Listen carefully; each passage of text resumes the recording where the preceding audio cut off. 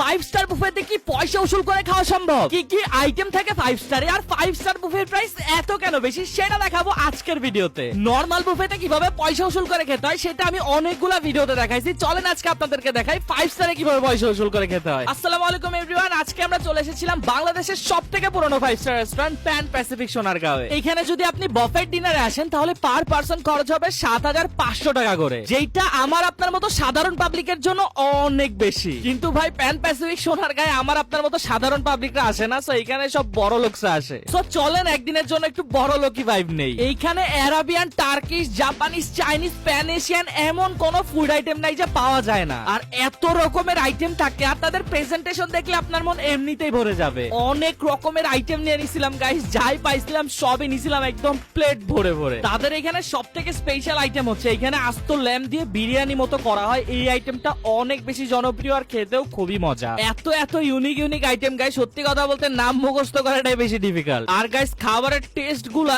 একদম super duper লেভেলের top class. আর একটা সত্যি কথা বলতে গেলে গাইস, ফাইভ স্টার বুফেতে পয়সা উসুল করে খাওয়া কোনোভাবেই সম্ভব না। এইখানে খেতে হবে তৃপ্তি সহকারে, রিল্যাক্সে, সকল ধরনের ইউনিক আইটেমের একদম রিল্যাক্সে মজা নিতে হবে। এইসব ফাইভ স্টার বুফেতে এমন এমন ইউনিক ইউনিক কিছু আইটেম পাওয়া যায় যেগুলো রেগুলার রেস্টুরেন্টে পাওয়া যায় না। সো ইউনিক খাবারের এক্সপেরিয়েন্স নিতে হইলেও আপনাকে একবার হইলেও ফাইভ স্টার বুফেতে অবশ্যই আসা উচিত। সো গাইস আজকের ভিডিও এই পর্যন্তই। আমাদের ব্লগটা কেমন লাগলো অবশ্যই কমেন্টে জানাবেন। দেখা হচ্ছে নেক্সট কোন একটা ভিডিওতে। আল্লাহ হাফেজ।